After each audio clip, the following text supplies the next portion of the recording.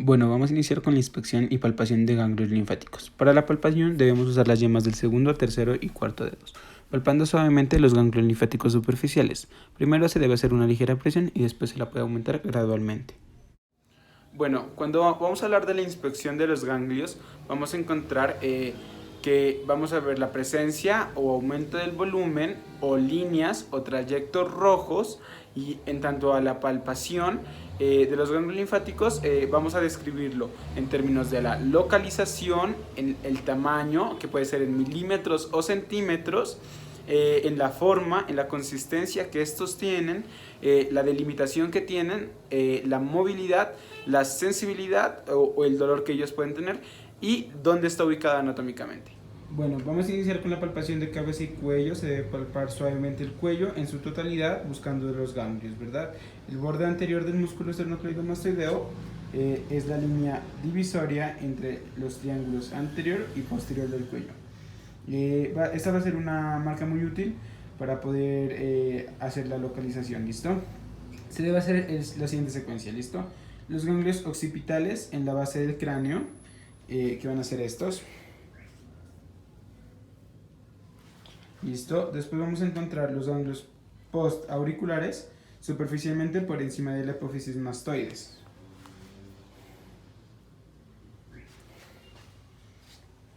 Después vamos a encontrar los ganglios preauriculares justo por delante de la oreja. Después vamos los ganglios paratiroideos y retrofaringeos, que también se los conoce como los amigdalinos, en el ángulo de la mandíbula. Por favor.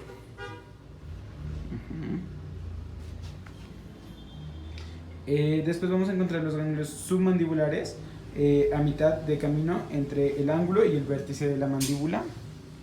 A camino. Y después vamos a encontrar los ganglios submentonianos en la línea media detrás de la protuberancia mentoniana.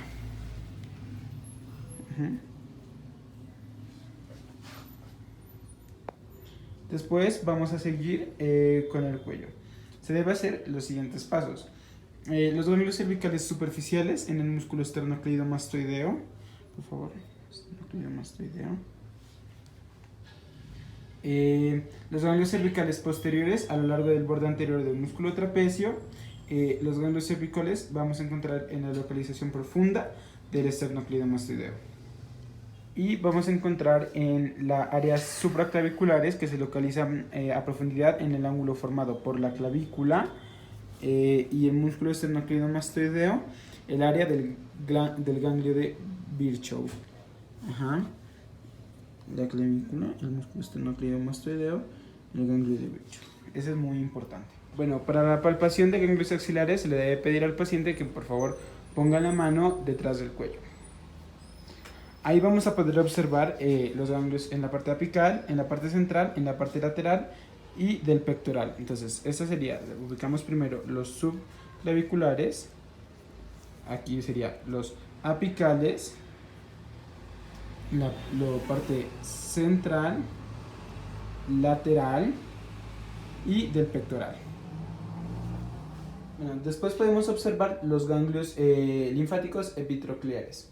Bueno, estos se van a localizar justo por encima del epicóndilo medial del húmero. Entonces vamos a ubicar el epicóndilo medial del húmero.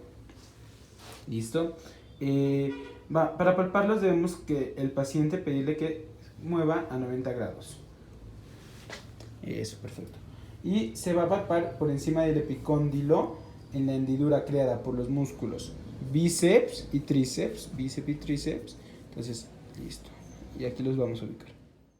Bueno, para la palpación de ganglios linfáticos inguinales y popliteos vamos a iniciar la examinación suavemente, sin ejercer mucha presión. Se debe disminuir la tensión en la zona mediante la flexión de la extremidad.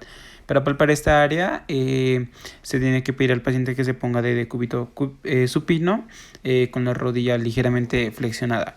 Los ganglios inguinales superficiales superiores, que son también conocidos como los femorales, se encuentran próximos a la superficie por encima del canal inguinal, y los ganglios inguinales superficiales inferiores se van a localizar en la profundidad de la ingle.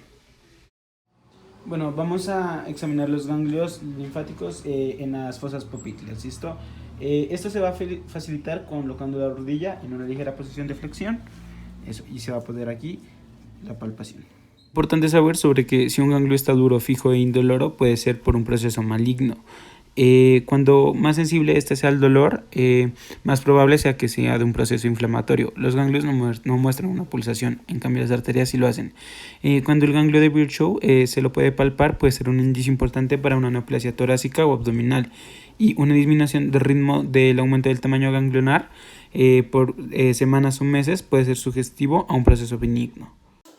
Voy a hacer la valoración del cuello.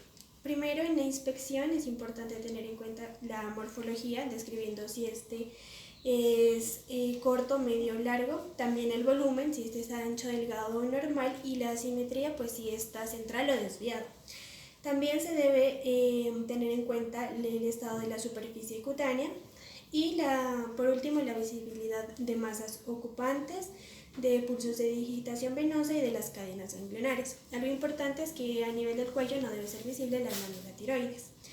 Entonces, en esta paciente pues la morfología tenemos que es de forma media, su volumen está normal y pues en la simetría pues está central. Entonces, en la superficie cutánea podemos darnos cuenta que no hay pues alteraciones, no hay pulsos de digitación venosa ni visibilidad de cadenas ganglionares, y vamos a pasar pues a la palpación. En la palpación tenemos que tener en cuenta que debe ser bilateral, siempre comparando pues ambos lados. Lo que se hace es palpar el pulso carotídeo, primero de un lado y luego pues se palpa del otro lado. Bueno, en este caso tenemos que los pulsos carotídeos son rítmicos y cronológicos con respecto a los latidos del corazón. También es importante evaluar el estado de la funcionalidad osteomuscular. Entonces, lo primero que hacemos es palpar el hueso hioides, que debe estar acá. Y segundo, se le pide al paciente pues, que realice algunos movimientos, como flexión, extensión, de alzar los hombros, de rotación.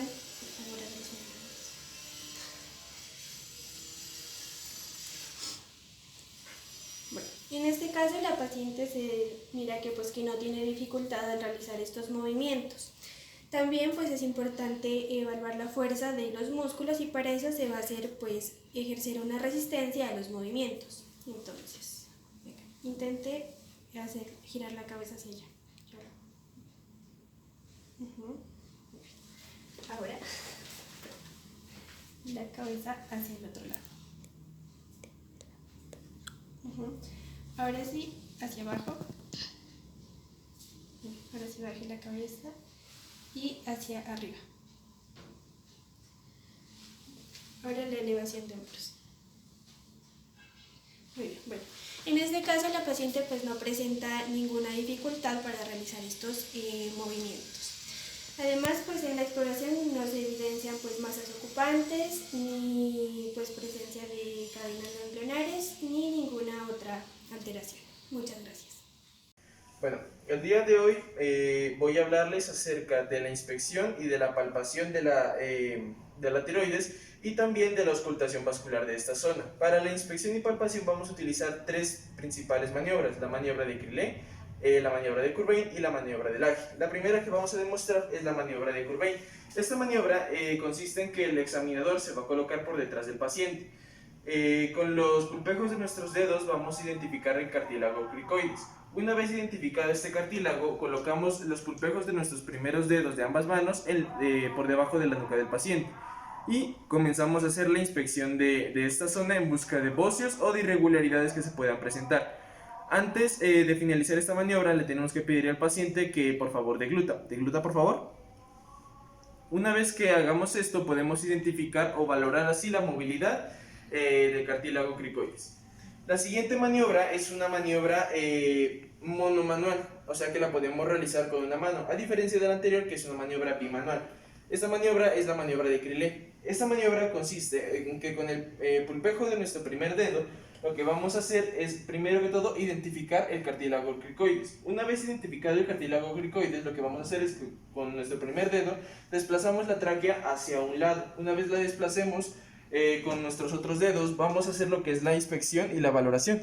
Así podemos identificar bóceos o irregularidades en esta zona. Esta maniobra, al ser bimanual, tenemos que realizarla a ambos lados también, para así realizar una mejor inspección y que no haya ninguna irregularidad que se nos pueda pasar.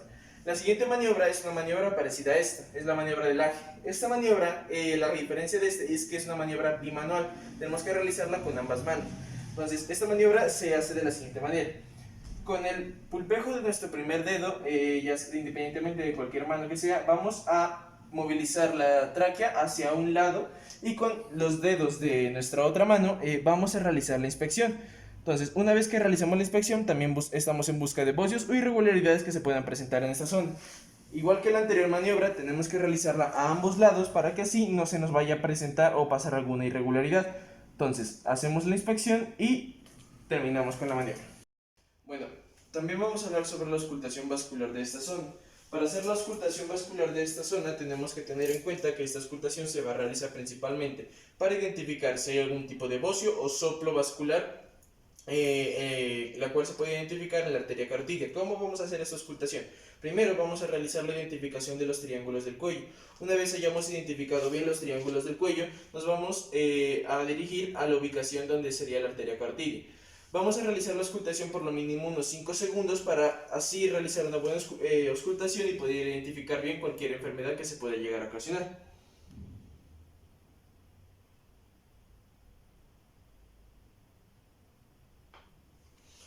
Si en el caso de que llegáramos a identificar algún tipo de bocio o algún tipo de soplo vascular que se puede encontrar en esta zona, pues ya sería algo patológico.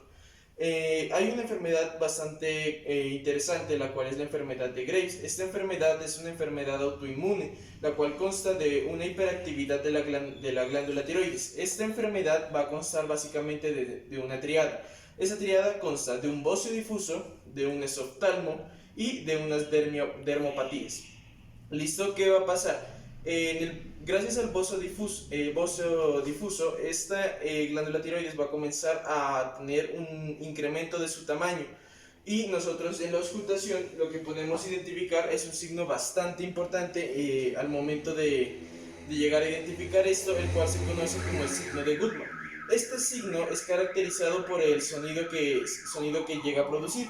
Entonces nosotros vamos a colocarnos el estetoscopio y una vez lleguemos a identificar que hay un bocio, nos ubicamos en básicamente el bocio y lo que vamos a hacer es identificar un sonido parecido a un zumbido o a un retumbar. ¿Listo?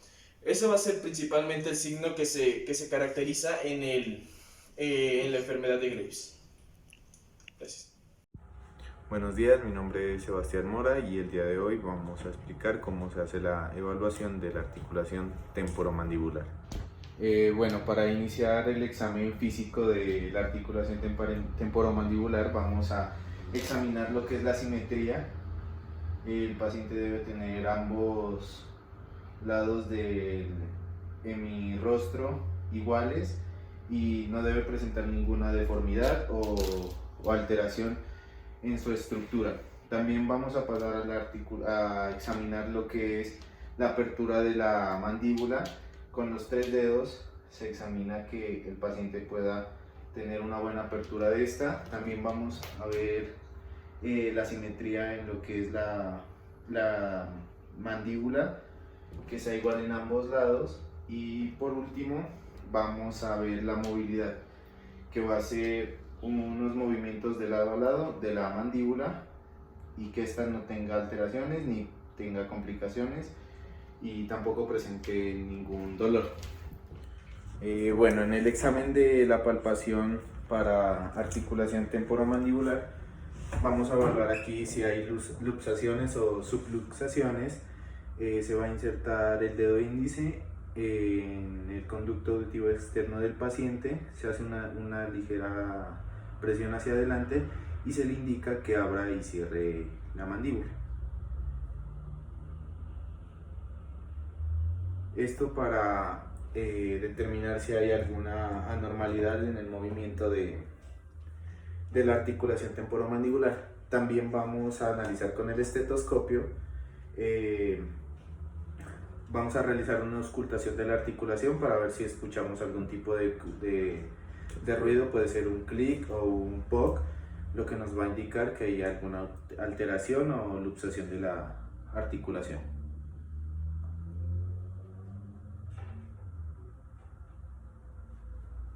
Y de esta manera analizamos ya lo que es si existe alguna anormalidad en el movimiento de la articulación temporomandibular. Bueno, para examinar la musculatura de la articulación temporomandibular, primero se va a examinar el músculo temporal, después el macetero, buscando de que no haya anormalidades. Después examinamos lo que es el músculo pterigoideo interno y por último el pterigoideo externo. Después vamos a entrar a lo que es las pruebas especiales. Para las pruebas especiales hay dos maniobras. La primera es para el reflejo del nervio trigémino. Se ubica el pulgar en el mentón del paciente y con un martillo se realiza un golpe para examinar si este se encuentra bien o está alterado. Y después sigue la maniobra de Schofte, que sirve para analizar lo que es el nervio facial. En este se va a ubicar el dedo prácticamente en la glándula parótida. Se va a realizar un golpe tratando de que el paciente no tenga si el paciente no tiene ningún reflejo o dolor, significa que no hay ninguna alteración, pero si este presenta dolor o tiene reflejos, hay una alteración del nervio facial. Esta prueba evaluará el estado del músculo supraespinoso. Nuestro paciente se encontrará sentado y el evaluador, que es mi persona, se encontrará en la parte posterior. El paciente debe tener los hombros aducidos 90 grados, con una rotación interna y una flexión oriental de 30 grados, con los antebrazos perdonados y los pulgares inclinados hacia el suelo. El evaluador, que será mi persona, ejercerá una fuerza sobre la parte superior distal del brazo. Se le pide al paciente, mientras hago la prueba, que mantenga la posición. Si el paciente presenta dolor o incapacidad de mantener la posición mientras ejerzo la fuerza, la prueba será positiva e indicativa para un proceso inflamatorio o un proceso degenerativo del tendón del músculo supraespinoso. Se valora el hombro derecho y me colocaré posterior al paciente. Con mi mano izquierda, con mi palma, me colocaré sobre la parte superior de la espina de la escápula y con mis dedos sobre el hombro, hasta así la clavícula. Luego flexiono la muñeca y el codo hacia el abdomen para una mayor estabilidad de la escápula hacia el tórax. Luego, cuando el paciente está relajado, con mi mano derecha me enfoco en la cabeza del húmero y hago movimientos anteroposteriores. La prueba es negativa si no hay inestabilidad o dolor cuando hago estos movimientos sobre el rebote glenoideo.